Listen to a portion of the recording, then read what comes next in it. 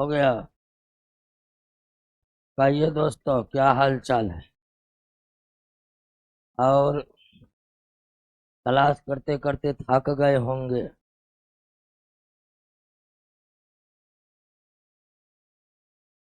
नहीं थके हैं? ऐसा कैसे हो सकता है? और तैयारी करते करते सब थकता है। अंतर यह है कि जो थक के छोड़ देगा, खत्म। थक के भी लगे रहना। और हम तो शुरुआत क्लास से ही ये बोल रहे हैं, सेल्फ स्टडी बहुत जरूरी है। क्लास में तो हम समझा रहे हैं विषय को और बता रहे हैं कि इतना पढ़ना है। घर पे सेल्फ स्टडी नहीं होगा तो क्वेश्चन याद कहाँ से होगा? और क्वेश्चन ही याद नहीं होगा तो फिर कुछ नहीं होगा। और आज मेरा क्लास लास्ट में लग गया है क्योंकि सुबह से ही आवाज मेरा बैठ गया, इसीलिए सर से रिक्वेस्ट किए थे कि लास्ट में लगा दीजिए। तो थोड़ा आवाज के लिए अगर कोई प्रॉब्लम होगा तो आज थोड़ा मैनेज कीजिएगा। और हल्ला बिल्कुल भी नहीं करना, एकदम शांत रहना है। क्लास का सबसे बड़ा दुश्मन है बातचीत। आप क्लास ले रहे हैं, अच्छा लगे कि न लगे, ध्यान बनाए रखना है। बात समझे कि नहीं समझे? जब आप आपस में बातचीत करने लगेगा ना तो दिमाग बट जाएगा। दिमाग का कुछ हिस्सा बातचीत में लग जाएगा और कुछ ही हिस्सा हमारे बातों को सुनने में लगेगा। क्लियर? तो बातचीत नहीं करिएगा और एक एक बात आपको समझ में आएगा, ये हमारी गारंटी है। अब एक क्वेश्चन आ रहा है कि हीरा क्या है? हीरा क्या है? तो हीरा तत्व है। हीरा क्या है? तत्व है।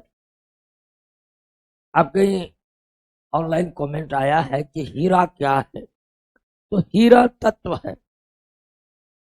अब अगर हीरा तत्व है तो इसका परमाणु संख्या होना चाहिए। हीरा का कोई परमाणु संख्या नहीं होता। हीरा अगर तत्व है तो इसका परमाणु संख्या होना चाहिए, लेकिन हीरा का कोई परमाणु संख्या नहीं होता है। तो फिर ये तत्व कैसे? तो दोस्तों, तत्व है कौन? कार्बन। कौन है? कार्बन। लेकिन कार्बन प्रकृति में एक तरह से नहीं पाए जाते हैं। कार्बन कहीं पर हीरा के रूप में है, कार्बन कहीं पर ग्रेफाइट के रूप में है, कार्बन कहीं पर फुलेरिन के रूप में है। तो कार्बन जो है ना वो कई रूपों में विद्यमान है। हीरा भी क्या है? कार्बन है। ग्रेफाइट भी क्या है? फुलेरिन भी क्या है? कार्बन है। तो अगर कार्बन तत्व है और इसका परमाणु संख्या होता है कितना? 6। और ये सब कार्बन के विभिन्न प्रकार हैं। कार्बन के विभिन्न प्रकार, जिस तरह आदमी के विभिन्न प्रकार होते हैं ना, भारत के आदमी, इंग्लैंड का आदमी, वेस्ट इंडीज का आदमी, वेस्ट टाइप का आदमी है कि ना है, एक ही तरह के हैं। तो उसी तरह कार्बन भी प्रकृति में कई तरह के हैं। इसीलिए हीरा भी तत्व होगा, ग्रेफाइट भी तत्व होगा, फुलेरिन भी क्या होगा? तत्व होगा। और एक तत्व के कई रूपों को अपर रूप कहते हैं। क्या कहते हैं? अपर रूप कहते हैं, एलोट्रोप्स कहते हैं। अपर रूप कहते हैं, एलोट्रोप्स कहते हैं। तो ये कंफ्यूजन दूर कर लीजिए कि हीरा का परमाणु संख्या नहीं है तो हीरा तत्व नहीं होगा। हीरा बिल्कुल तत्व है। और हीरा किसका रूप है?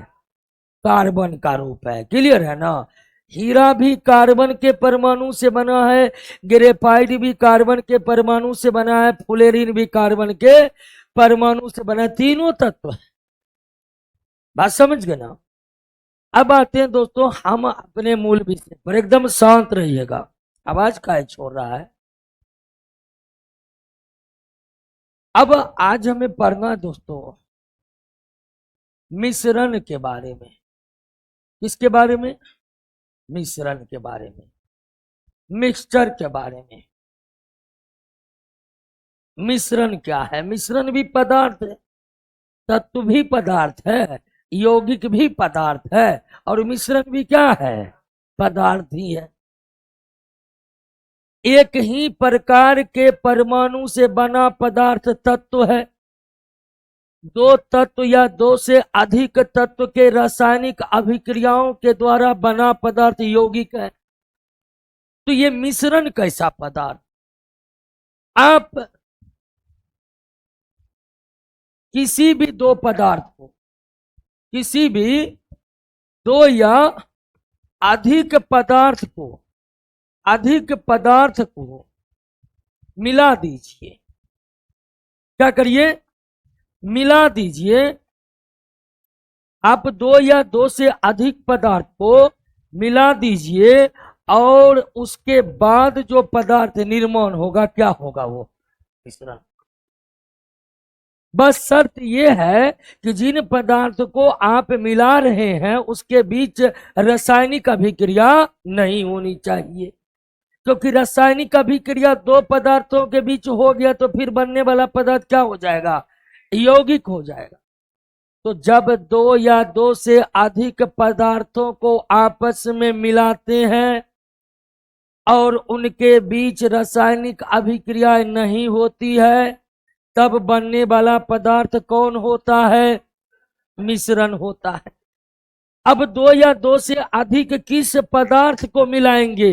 तो आप तत्व को मिला दीजिए, ठीक है, तत्व को मिला दीजिए तो भी तैयार होगा क्या? मिश्रण। आप यौगिक को भी मिला दीजिए, यौगिक को भी मिला दीजिए, तैयार होगा क्या? मिश्रण। या फिर तत्व को मिला दीजिए, यौगिक को मिला दीजिए, यौगिक को मिला दीजिए तो भी तैयार होगा क्या? मिश्रण। तो किसी भी दो या दो से अधिक पदार्थ को मिला दीजिए तो तैयार क्या हो जाएगा? मिश्रण हो जाएगा। बस शर्त है कि उनके बीच रासायनिक अभिक्रिया ना हो। रासायनिक अभिक्रिया होगा तो यौगिक का निर्माण होगा, रासायनिक अभिक्रिया नहीं होगा तो यौगिक का निर्माण नहीं होगा। क्लियर हो गया? तो जब दो या दो से अधिक पदार्थों को, कोई भी पदार्थ हो, तत्व यौगिक, जब दो या दो से अधिक पदार्थों को आपस में मिलाते हैं और उनके बीच कोई रासायनिक अभिक्रिया नहीं होती है तो बनने वाला तत्व कौन होता है? मिश्रण होता है। बनने वाला तत्व कौन होता है? मिश्रण होता है। यानी प्रॉब्लम है। बात समझ गए ना। अब ध्यान दीजिए दोस्तों, ध्यान ये दीजिए कि आप कल के पिछले क्लास में यौगिक पढ़े थे, आज आप मिश्रण को समझिए। तो यौगिक में क्या था कि यौगिक जो बना था वो यौगिक का बनना क्या था? रासायनिक परिवर्तन। क्योंकि यौगिक का निर्माण रासायनिक अभिक्रियाओं के फलस्वरूप हुआ था। बिना रासायनिक अभिक्रिया का यौगिक बन ही नहीं सकता है। इसलिए यौगिक का बनना क्या है? रासायनिक परिवर्तन है। यौगिक का बनना क्या है? रासायनिक परिवर्तन। लेकिन मिश्रण बनने में कोई रासायनिक अभिक्रिया नहीं हुई, यानी मिश्रण का बनना क्या है? भौतिक परिवर्तन है। मिश्रण का बनना क्या है? भौतिक परिवर्तन। बात समझ गए ना। तो यौगिक का बनना रासायनिक परिवर्तन है और मिश्रण का बनना भौतिक परिवर्तन है। एक रासायनिक परिवर्तन वो होता है जिसके दौरान कोई रासायनिक अभिक्रियाएं होती है। एक रासायनिक परिवर्तन वो होता है जिसके दौरान कोई रासायनिक अभिक्रिया होती है, केमिकल रिएक्शन होता है। और परिवर्तन हुआ लेकिन रासायनिक अभिक्रिया नहीं हुआ तो निश्चित ही वो परिवर्तन कैसा परिवर्तन है? भौतिक परिवर्तन है। बात समझ गए ना। अब अगली बात समझिए कि सोडियम और क्लोरीन को आपस में रासायनिक अभिक्रिया किए तो बना सोडियम क्लोराइड, और ये एक प्रकार का क्या है, यौगिक है। सोडियम क्लोराइड एक यौगिक है। सोडियम क्लोराइड क्या है दोस्तों, यौगिक। और एक यौगिक जिन तत्वों से मिलकर बने होते हैं उस तत्व के गुण यौगिक में नहीं होते हैं। यानी सोडियम क्लोराइड में न तो सोडियम का गुण है न ही क्लोरीन का गुण है। सोडियम क्लोराइड में न तो सोडियम के गुण है न ही क्लोरीन के गुण है। इसमें एक अलग गुण है। सोडियम क्लोराइड, हम जो नमक खाते हैं वह नमक क्या है, सोडियम क्लोराइड। सोडियम एक बहुत ही अभिक्रियाशील धातु है। खुले में रख देने से सोडियम में आग लग जाती है, इतना रिएक्टिव धातु है कौन, सोडियम। अब क्लोरीन इतनी विषैली गैस है कि सूंघ लेने पर व्यक्ति की मृत्यु हो जाएगी।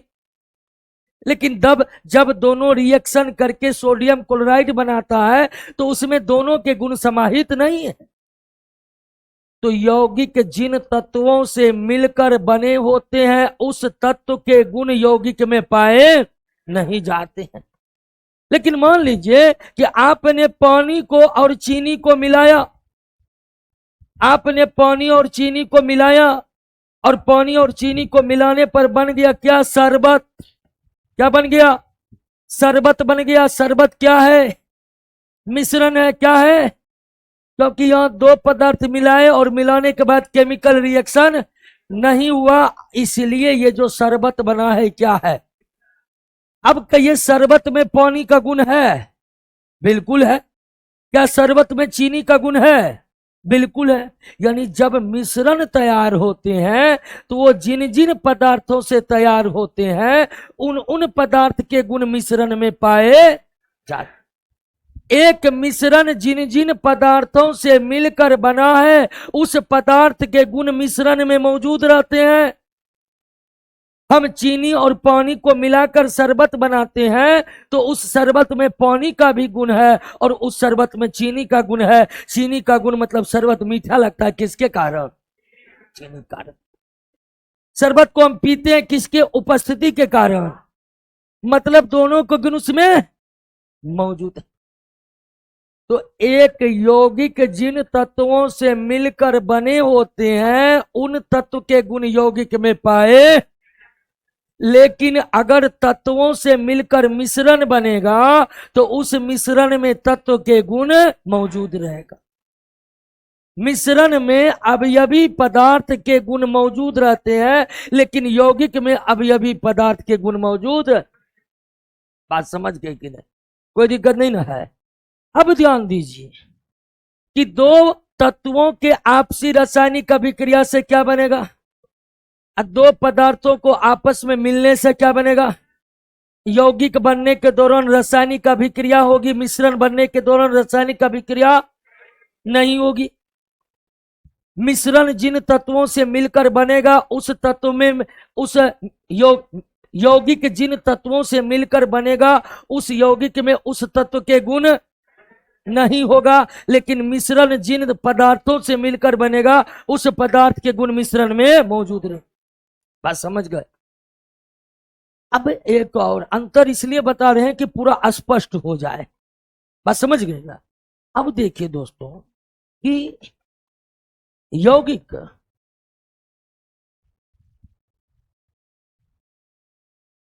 अब मिश्रण दोनों समझ गए ना आप, यौगिक क्या मिश्रण क्या समझ गए कि ना।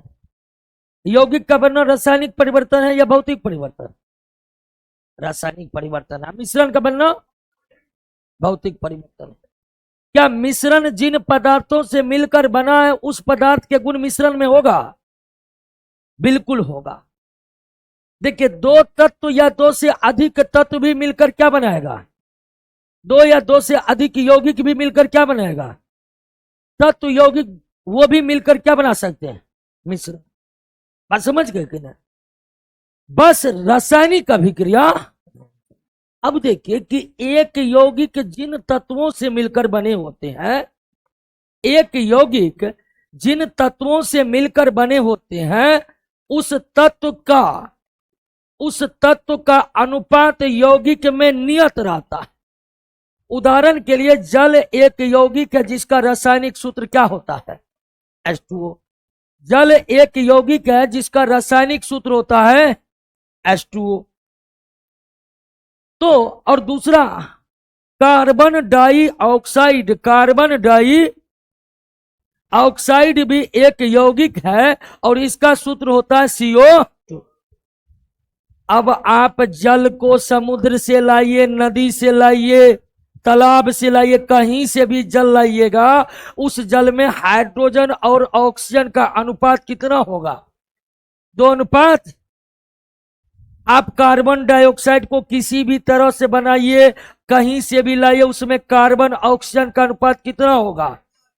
1 अनुपात 2। एक यौगिक जिन तत्वों से मिलकर बने होते हैं उस तत्व का अनुपात हमेशा कांस्टेंट रहता है, हमेशा कांस्टेंट।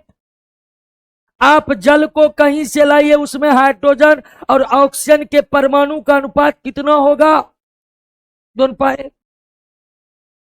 ऐसा नहीं कि आपका दोस्त अमेरिका गया, वहां से फोन करा कि दोस्त अमेरिका वाला सो जल है ना, स्पेशल जल है, H3O है, तुम लोग H2O न पी रहे हो, हम H3O पी रहे हैं। क्या ऐसा संभव है? संभव ही नहीं है।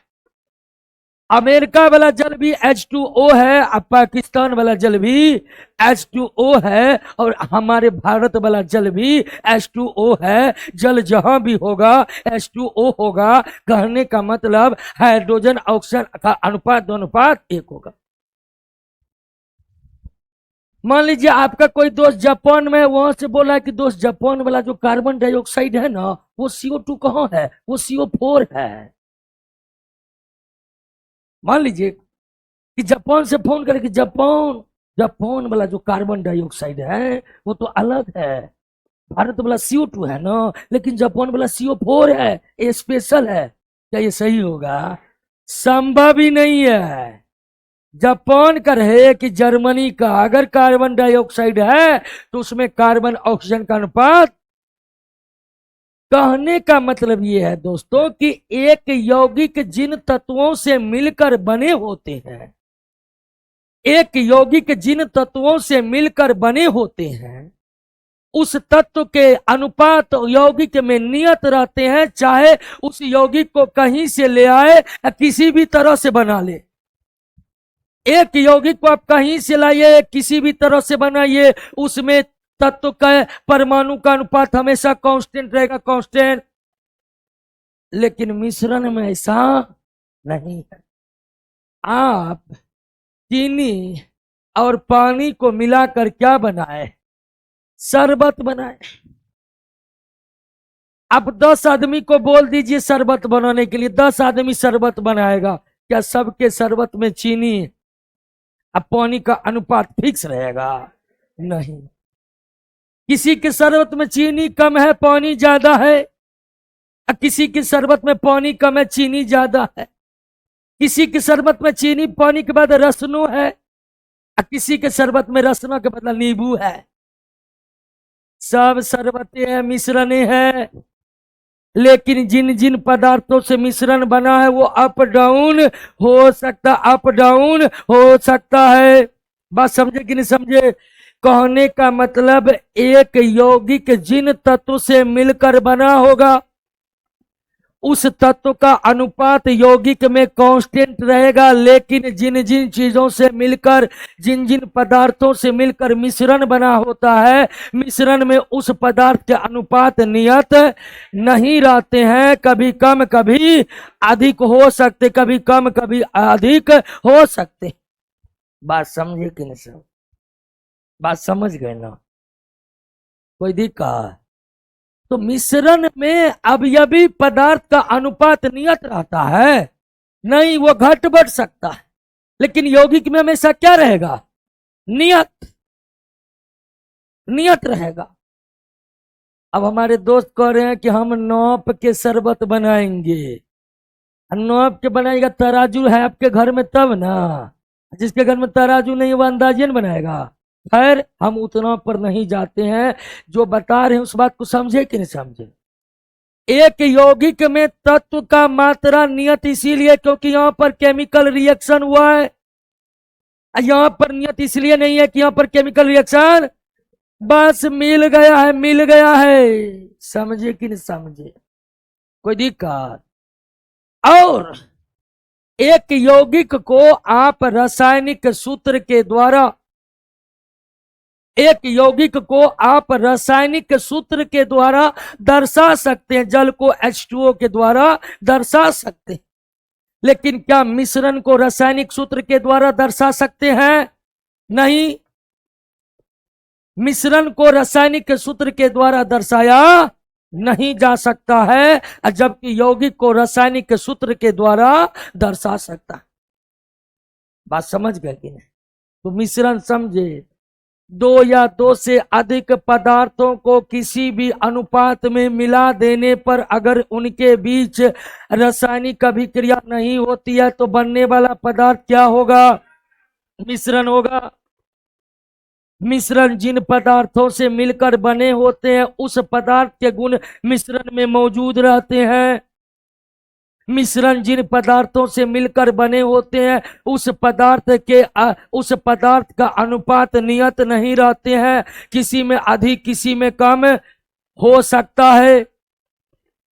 मिश्रण को दर्शाने के लिए रासायनिक सूत्र का इस्तेमाल नहीं किया जा सकता है। मिश्रण को दर्शाने के लिए रासायनिक सूत्र का इस्तेमाल नहीं किया जा सकता है। समझे कि नहीं, कोई दिक्कत? समझ गए मिश्रण? अब आइए मिश्रण के प्रकार को समझते हैं। मिश्रण के प्रकार, खिड़की खोला हुआ है।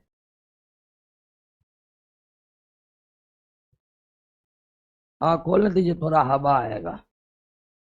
एग्जॉस्टर नहीं लगा हुआ है क्या? अच्छा अच्छा, एग्जॉस्टर लगवा देते हैं। मिश्रण, एसी का बिल भरते भरते हालत खराब होगा। ठीक है, मिश्रण के प्रकार पर आते। मिश्रण के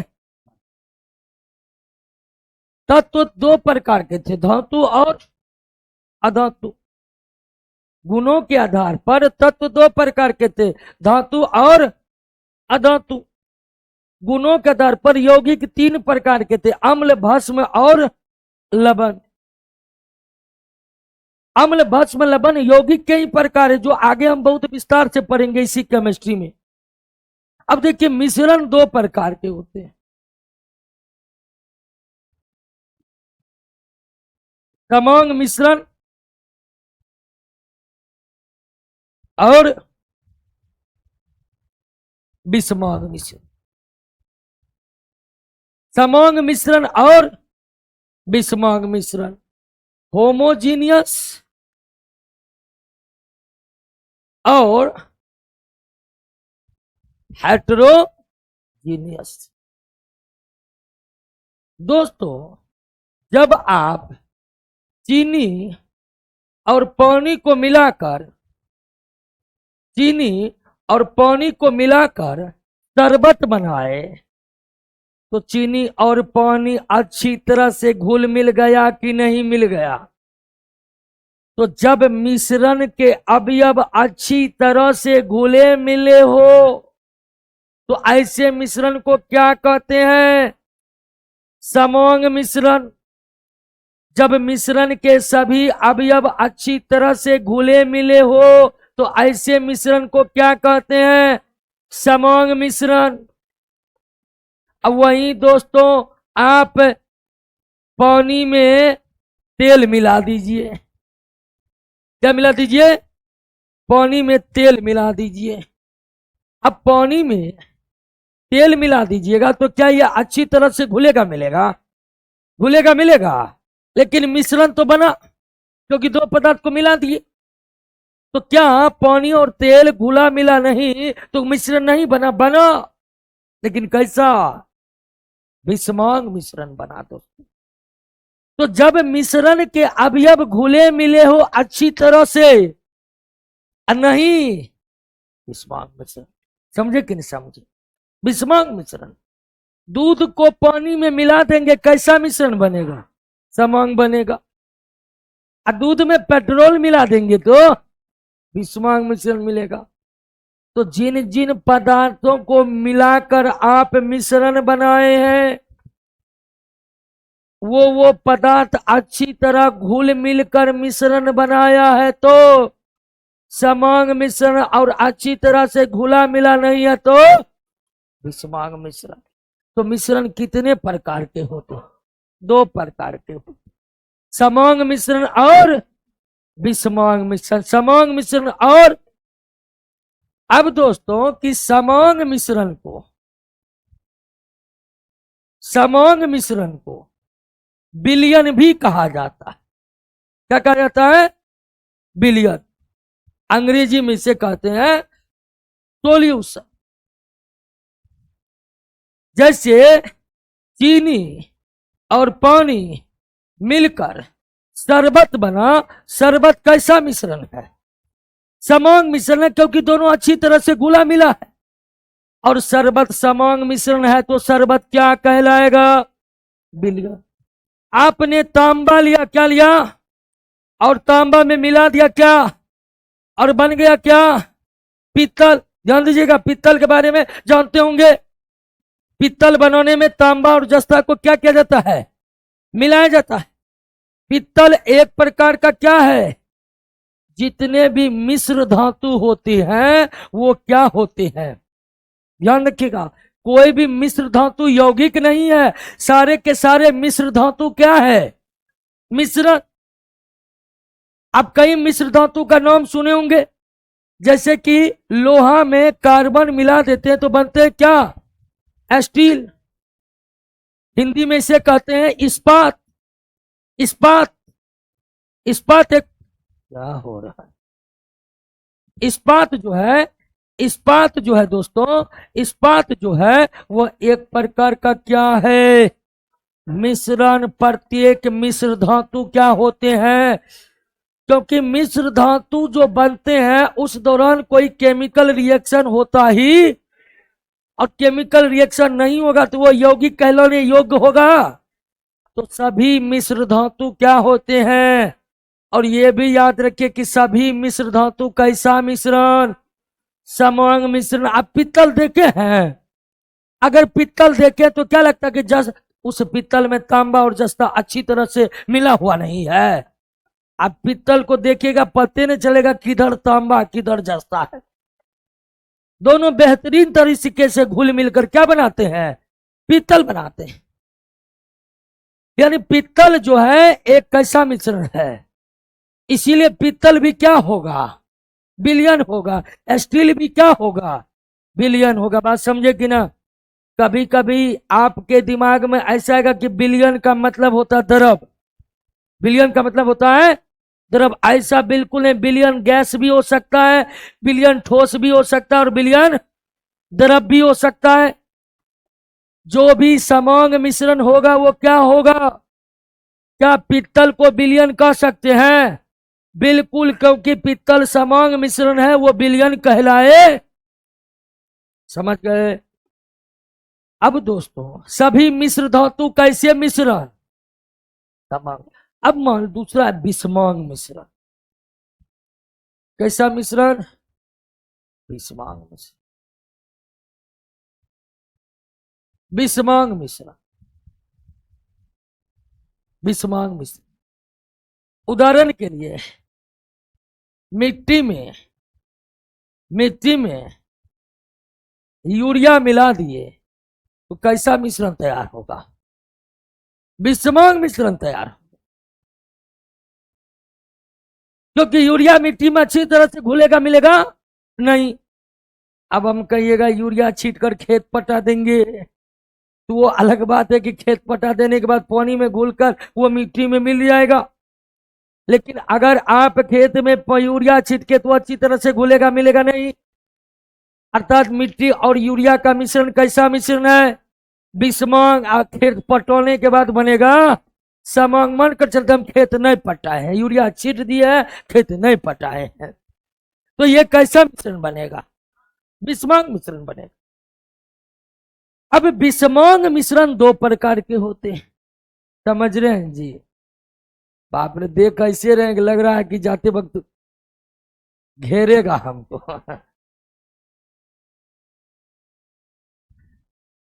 कुछ विद्यार्थी नशा भी करता है, हमको पता चला है। ठीक है, आइए, मजाक के दिल पर मत लीजिएगा। विषमांग मिश्रण दो प्रकार के होते हैं, एक कोलाइड और दूसरा निलंबन। एक कोलाइड और दूसरा निलंबन। कोलाइड और निलंबन। समांग मिश्रण को विलयन कहते हैं और विषमांग मिश्रण को कितने भाग में बांटा जाता है? कोलाइड और निलंबन। क्लियर हो गया? यानी मिश्रण के कुल 3 प्रकार हो गए। मिश्रण के कुल 3 प्रकार हो गए। एक हो गया विलयन, दूसरा हो गया कोलाइड और तीसरा हो गया निलंबन। अब इन तीनों को यहां पर हम डिस्कस नहीं करेंगे। इन तीनों को पढ़ने के लिए केमिस्ट्री में एक पूरा का पूरा चैप्टर बना हुआ है जहां हम इसको डिस्कस करेंगे। लेकिन अभी आपको ये जान लेना पड़ेगा कि विलयन क्या होते हैं, कोलाइड क्या होते हैं, मिश्रण। निलंबन भी क्या होते हैं, मिश्रण। विलयन कैसा मिश्रण, समांग मिश्रण। विलयन कैसा मिश्रण, समांग मिश्रण। कोलाइड कैसा मिश्रण, विषमांग मिश्रण। निलंबन कैसा मिश्रण, विषमांग मिश्रण। क्लियर हो गया? समझ गए? तो मिश्रण मुख्य 2 प्रकार के समांग और अधिकतम 3 प्रकार के विलयन, कोलाइड और विलयन समांग मिश्रण है, जबकि कोलाइड और निलंबन विषमांग मिश्रण है। हम केमिस्ट्री के आगे के चैप्टर में विलयन, कोलाइड और निलंबन के बारे में विस्तार पूर्वक पढ़ेंगे। क्लियर हो गया? समझे? मिश्रण समझे कि न समझे? लेकिन आप ये तो जानते हैं कि जो तत्व होते हैं वो ठोस भी होते हैं, द्रव भी होते हैं और गैस। जैसे लोहा कैसा तत्व है, पारा कैसा तत्व है, ऑक्सीजन कैसा तत्व है। क्लियर? तो एक तत्व जो है वो हमारे इस प्रकृति में तीनों प्रकार में है। कुछ तत्व ठोस है, कुछ द्रव है और कुछ गैस है। ठीक उसी तरह से जब हम यौगिक की बात करते हैं, तो यौगिक भी ठोस भी होता है, द्रव भी होता है और गैस भी होता है। जैसे सोडियम क्लोराइड कैसा यौगिक है, ठोस। जल कैसा यौगिक है, द्रव। कार्बन डाइऑक्साइड कैसा यौगिक है, गैस। तो यौगिक भी ठोस भी होते हैं, द्रव भी होते हैं और गैस भी होते हैं। ठोस भी होते हैं, द्रव भी होते हैं और गैस भी होते हैं। ठीक उसी तरह जब मिश्रण की बात होगी तो दोस्तों मिश्रण भी ठोस भी होते हैं, द्रव भी होते हैं और गैस भी होते हैं। जैसे कि आपने पीतल के बारे में पढ़ा, वो कैसा मिश्रण। आपने शरबत के बारे में पढ़ा, कैसा मिश्रण। और हमारा हवा जो है वो कैसा मिश्रण है। हम जिस हवा में सांस लेते हैं वो हवा क्या है, मिश्रण। और हवा समांग मिश्रण है। हवा कैसा मिश्रण है, और हवा अगर मिश्रण है वो क्या है। तो तत्व भी ठोस द्रव गैस तीनों अवस्था में है। यौगिक भी ठोस द्रव गैस तीनों अवस्था में है। अब मिश्रण भी ठोस द्रव गैस तीनों अवस्था में। तो कुछ विद्वानों ने मिश्रण का वर्गीकरण किस आधार पर किया है, ठोस द्रव और गैस। अभी तुरंत हमने मिश्रण को 2 भागों में बांटा, समांग और विषमांग। लेकिन रसायन शास्त्र के कुछ विद्वान ने मिश्रण को समांग और विषमांग के अलावे उनके अवस्थाओं के आधार पर बांटा है। यानी मिश्रण जिन जिन अवस्थाओं वाले पदार्थ से मिलकर बना है तो उसे हम अवस्था के आधार पर मिश्रण को बांटना कहते हैं। तो मिश्रण का बंटवारा दो प्रकार से, एक बंटवारा कि मिश्रण जिन जिन पदार्थों से मिलकर बना है वो पदार्थ कैसे घुले मिले हैं। अगर वो बेहतरीन तरीके से घुले मिले हैं तो समांग मिश्रण, और बेहतरीन तरीके से घुले मिले नहीं है तो। लेकिन मिश्रण का एक वर्गीकरण इस भौतिक आधार पर हुआ है, यानी ठोस द्रव गैस के आधार पर हुआ। यानी कि अब आप समझिए, भौतिक अवस्था के आधार पर मिश्रण के प्रकार, भौतिक अवस्था के आधार पर मिश्रण के प्रकार, भौतिक अवस्था के आधार पर मिश्रण के प्रकार। तो पहला प्रकार है ठोस ठोस मिश्रण। पहला प्रकार क्या है? जैसे पित्तल मिश्रण है, कैसा मिश्रण? क्योंकि पित्तल बना है कॉपर और जिंक से मिलकर।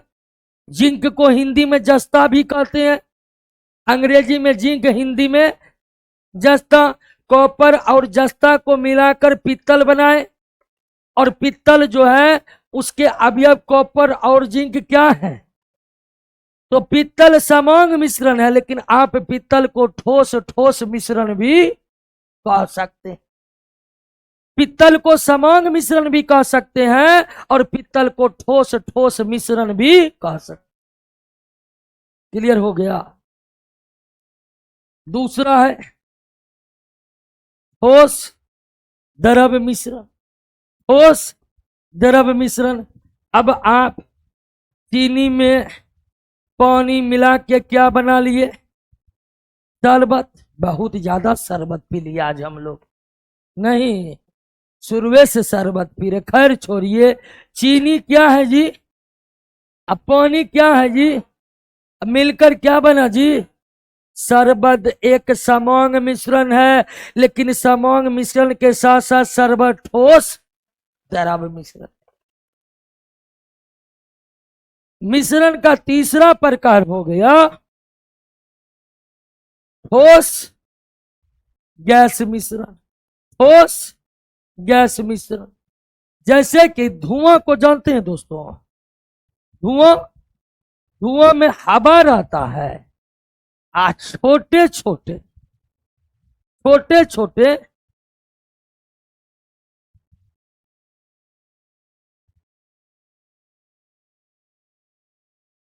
छोटे छोटे कण रहते हैं। क्या रहते हैं?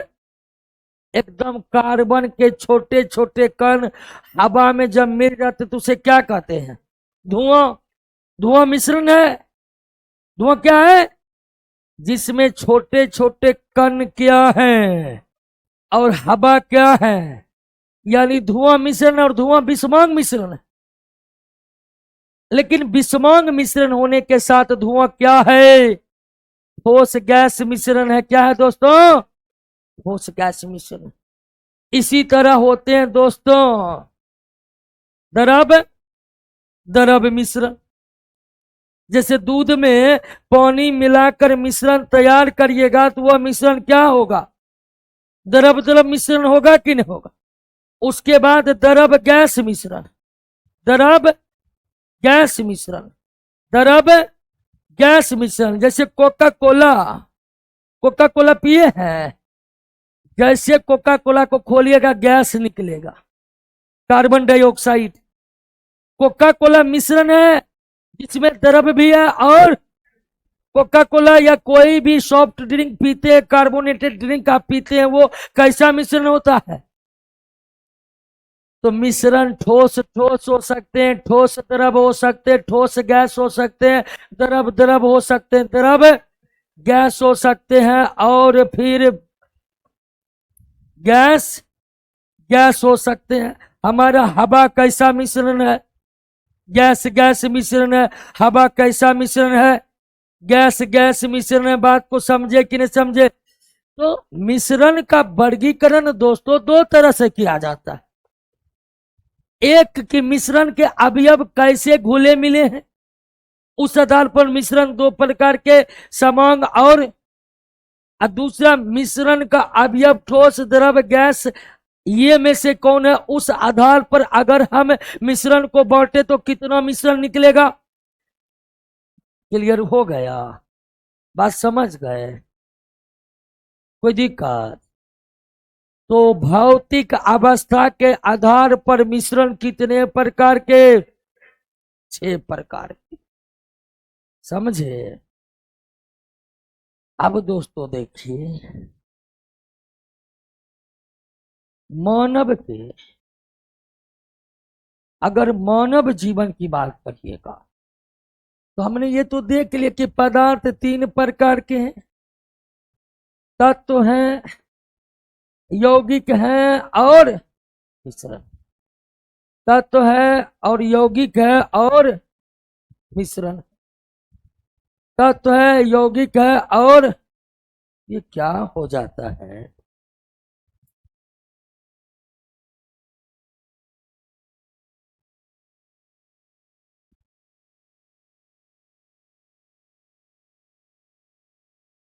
तत्व है, यौगिक है और मिश्रण है। क्लियर? तत्व है, यौगिक है और 3 प्रकार के पदार्थ। अब वैसे ठोस द्रव गैस तो आप समझिए। अब मानव जीवन में अधिकांश पदार्थ जो है वो क्या है? मिश्रण। हम लोग अधिकांश जितने पदार्थ का उपयोग करते हैं वो सब क्या है? मिश्रण। आप जो खाना खाते हैं वो खाना क्या है? मिश्रण है। आप जो कपड़ा पहनते हैं वो क्या है? मिश्रण है। कपड़ा बनाने में कॉटन का इस्तेमाल होता है, रंग यानी कलर का इस्तेमाल होता है। कॉटन और कलर मिलकर हमारा कपड़ा तैयार होता है। तो कपड़ा क्या हो गया? यानी खाने वाला भोजन भी क्या है? पहनने वाला कपड़ा भी क्या है? मिश्रण। और रहने वाला घर भी क्या है? मिश्रण। घर बनाने में सीमेंट, बालू, ईटा, छड़, कई पदार्थ लगते हैं कि लगते हैं? सबको मिलाकर हम घर बनाते हैं कि नहीं? तो रहने वाला घर क्या है? पहनने वाला कपड़ा क्या है? खाने वाला भोजन क्या है? और बीमार पड़ जाते हैं आप जो दवाई खाते हैं, दवाई भी क्या है? मिश्रण। दवाई क्या है? और तो और हम लोगों का पूरा बॉडी ही क्या है? मिश्रण है। बॉडी क्या है? मिश्रण है। हमारा बॉडी ना तो तत्व है ना ही यौगिक है। हमारा बॉडी क्या है? पढ़ने वाला किताब क्या है? क्योंकि किताब में कागज है, इंक है, धागा है, कई पदार्थ है कि नहीं है? पढ़ने वाला किताब क्या है? मिश्रण है। जिस बेंच डेस्क पर बैठे हैं वो क्या है? क्योंकि उस बेंच डेस्क बनने में लोहा यानी तत्व और लकड़ी यानी यौगिक का इस्तेमाल हुआ। अर्थात हम चारों तरफ जितने वस्तुओं को देख रहे हैं उनमें अधिकांश क्या है? मिश्रण ही है। और तो और खुद मानव का शरीर भी क्या है? मिश्रण। फिर आपको होगा कि ये यौगिक सब किधर है? यौगिक सब केमिस्ट्री के भीतर है। बात समझे कि नहीं समझे? आप अम्ल खाते हैं वो क्या है? नमक खाते हैं क्या है? उसमें भी खाने वाला नमक यौगिक नहीं है। एक होता है दोस्तों साधारण नमक।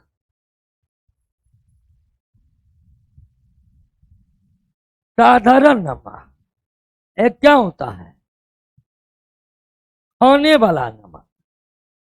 खाने वाला नमक यानी sodium chloride plus iodine. Sodium chloride plus साधारण नमक यानी, तो साधारण नमक यौगिक है लेकिन खोने वाला नमक मिश्रण। बात समझे कि नहीं समझे? हम जो नमक खाते हैं उस नमक में क्या है? आयोडीन। इसीलिए नमक यौगिक नहीं है। कौन नमक यौगिक है? और ये नमक खाए नहीं जाते हैं। खाने वाले नमक में सोडियम क्लोराइड के अतिरिक्त क्या मिला है? इसीलिए खाने वाला नमक क्या है दोस्तों? मिश्रण है। साधारण नमक यौगिक है। घर यौगिक, कपड़ा यौगिक, शरीर यौगिक, सॉरी मिश्रण। तो आपका घर क्या है? आपका भोजन क्या है? आपका कपड़ा क्या है? खुद आप क्या है? मिश्र। यानी प्रॉब्लम है, नहीं प्रॉब्लम है। अब दोस्तों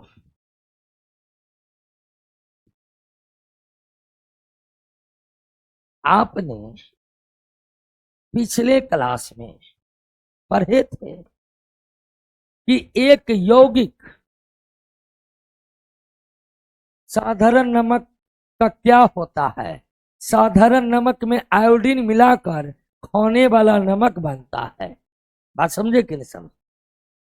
कोई दिक्कत? एक क्वेश्चन आ रहा है चंदन कुमार, इकोनॉमी का क्लास कब होगा? अब देखिए एक बार क्लास सब कुछ का हो सकता है, पढ़ ही रहे हैं, सब कुछ पढ़ना स्टार्ट कर देंगे, सब दिमाग को ऊपर ऊपर जाने लगेगा। इसीलिए जितना पढ़ा रहे हैं दिमाग में घुसा रहे हैं कि नहीं घुसा रहे? क्वेश्चन बनाते हैं, बनता है कि नहीं बनता है? सब कुछ पढ़ाएंगे, ठीक है ना? यौगिक जिन जिन तत्वों से मिलकर बना होता है उन उन तत्वों को भौतिक विधि से अलग नहीं किया जाता। जैसे जल जो है वह हाइड्रोजन और ऑक्सीजन से मिलकर बना है। आप जल से हाइड्रोजन और ऑक्सीजन को, जल से हाइड्रोजन और ऑक्सीजन को भौतिक विधि से अलग, ध्यान रखिएगा, भौतिक विधि वो विधि है जिस विधि में कोई केमिकल रिएक्शन, बात समझ ना, काटना, गलाना, उबालना, छांटना, ये सब क्या है? भौतिक विधि। वो सारी विधि जिसके दरमियान, वो सारी विधि जिसके दरमियान कोई रासायनिक अभिक्रिया नहीं हुआ है वो क्या है? भौतिक विधि। और वो सारी विधि जिसके दौरान रासायनिक अभिक्रिया हुआ है वो क्या है? रासायनिक विधि। तो यौगिक जिन जिन अवयवों से मिलकर बना, जैसे जल हाइड्रोजन और ऑक्सीजन से मिलकर बना, तो जल जो हाइड्रोजन ऑक्सीजन से मिलकर बना है, क्या इस हाइड्रोजन ऑक्सीजन को आप भौतिक विधि से अलग कर सकते हैं? मान लीजिए आपको कोई जल दिया, जल दे दिया, दोस्त इसको 2 लात मारो, हाइड्रोजन अलग ऑक्सीजन अलग हो जाएगा, क्या संभव है? गर्मा देने से हाइड्रोजन ऑक्सीजन अलग होगा, संभव है? नहीं है। अगर जल से हाइड्रोजन ऑक्सीजन को अलग करना है उसके लिए अपनाना पड़ेगा किस विधि को? रासायनिक विधि को। रासायनिक विधि। बात समझे कि नहीं समझे? तो यौगिक के अवयवों को भौतिक विधि से अलग नहीं कर सकते हैं, लेकिन यौगिक के अवयवों को रासायनिक विधि से अलग कर सकते हैं। लेकिन बात हो रही है मिश्रण की। अब मिश्रण के अवयव को भौतिक विधि से ही अलग कर सकते, मिश्रण के अवयव को भौतिक विधि से अलग कर सकते, लेकिन यौगिक के अवयव को भौतिक विधि से अलग नहीं कर सकते। बात समझे कि नहीं समझे? तो क्या समझे कि यौगिक के कंपोनेंट को अलग करना है तो उसके लिए कौन सी विधि अपनानी पड़ेगी? रासायनिक विधि, यानी वो विधि अपनानी पड़ेगी जिसके दौरान कोई न कोई केमिकल रिएक्शन हो। Chemical reaction. लेकिन जब बात मिश्रण की होगी, किसकी होगी? मिश्रण की। जैसे शरबत किससे मिलकर बना है? चीनी और पानी से। अब शरबत से चीनी और पानी को अलग करना है तो यह भौतिक विधि से संभव है। यह भौतिक विधि से संभव है। हम क्या करेंगे? इस शरबत को गर्म करेंगे। क्या करेंगे? शरबत को क्या करेंगे? गर्म करेंगे। शरबत को गर्म करेंगे तो कुछ समय बाद पानी वाष्प बनकर क्या होने लगेगा? उड़ने लगेगा। पानी वाष्प बनकर क्या होने लगेगा? पानी वाष्प बनकर क्या होने लगेगा? उड़ने लगेगा। सॉरी, वाष्प बनकर नहीं, भाप बनकर उड़ने लगेगा। इसको आप क्या कर लीजिए? अलग कर लीजिए। यानी भाप को आप दूसरे बर्तन में ले आइए। अब फिर इस भाप को क्या कर लीजिए? ठंडा कर लीजिए। क्या कर लीजिए? और फिर ठंडा करिएगा, भाप क्या बन जाएगा? और इस बर्तन में क्या रह जाएगा? दोनों अलग हो गया कि नहीं? अब गर्म करिएगा तो चीनी भाप नहीं बनेगा। नहीं बनेगा, क्योंकि चीनी का मेल्टिंग पॉइंट बहुत ज्यादा होता है। उतना ज्यादा हम इसको गर्म नहीं करेंगे। उतना ही गर्म करेंगे कि पानी भाप बन जाए और चीनी भाप न बने। तो अलग हो गया कि नहीं हो गया? सिर्फ गरमाए और ठंडा किए शरबत से चीनी अलग, पानी अलग। ये भौतिक विधि है। तो एक मिश्रण के अवयवों को भौतिक विधि से अलग कर सकते हैं। मिश्रण के अवयवों को अलग करने के लिए रासायनिक विधि की कोई आवश्यकता। मिश्रण के अवयवों को भौतिक विधि से ही अलग किया जा सकता है। उन्हें अलग करने के लिए कोई रासायनिक विधि की आवश्यकता नहीं। तो अब हम ऐसे विधियों की चर्चा करेंगे। ऐसे विधियों की चर्चा करेंगे जिसके द्वारा मिश्रण के अवयवों को अलग किया जा सकता। पहली विधि है कौन? डिस्टिलेशन।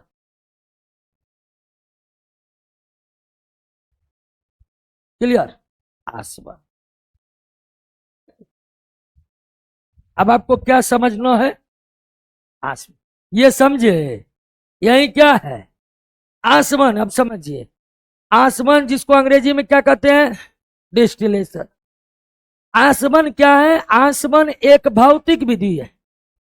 आसवन एक भौतिक विधि है, रासायनिक विधि। आपसे पूछेगा परीक्षा में आसवन कौन सी विधि है? भौतिक विधि, क्योंकि इसके दौरान कोई केमिकल रिएक्शन, रासायनिक अभिक्रिया नहीं होता है। आसवन एक भौतिक विधि है और इस विधि द्वारा मिश्रण के अवयवों को अलग किया जाता है। लेकिन कैसे मिश्रण को? तो ऐसे मिश्रण जिसका एक अवयव क्या हो? ठोस हो और दूसरा अवयव क्या हो? द्रव। एक अवयव ठोस और दूसरा अवयव।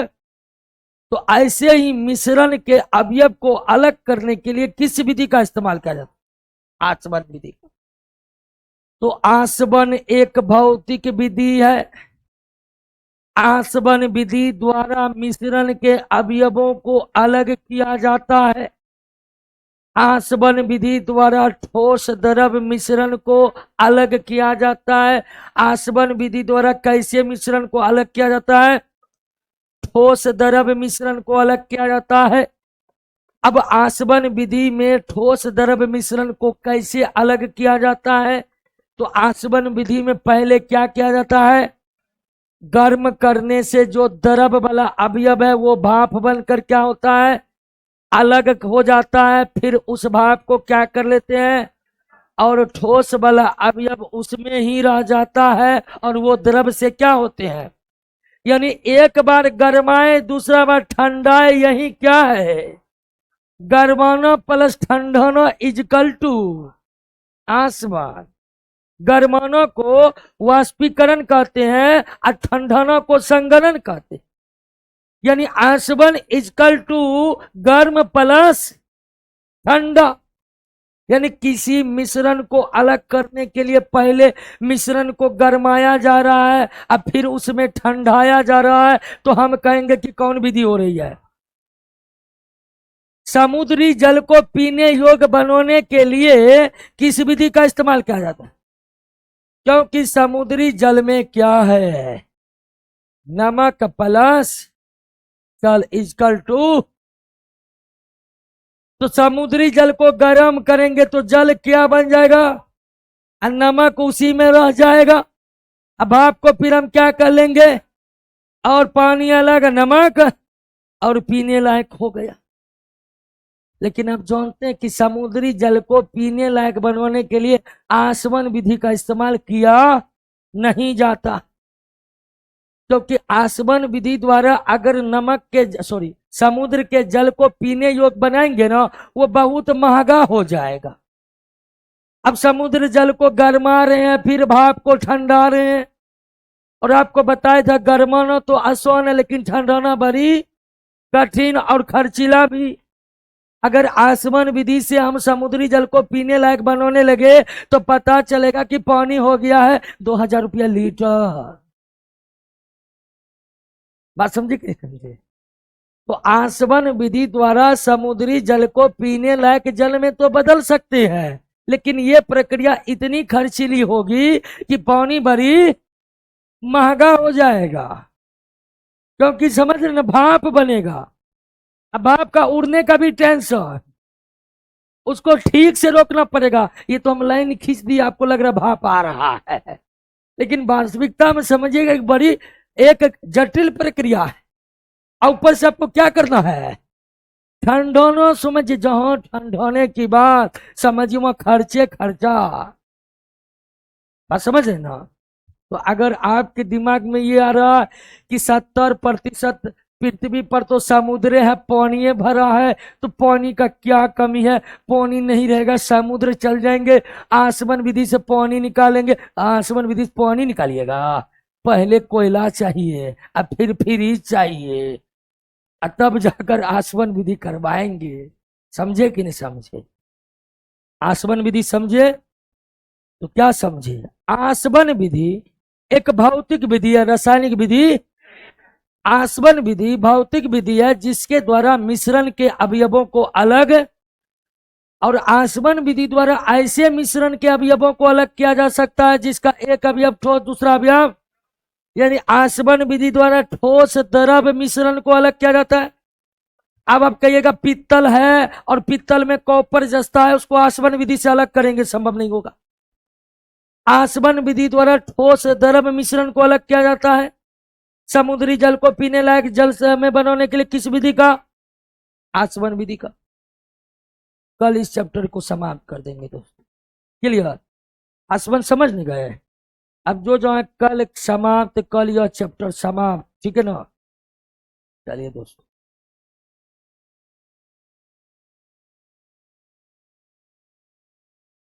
कभी यहां से कभी वहां से,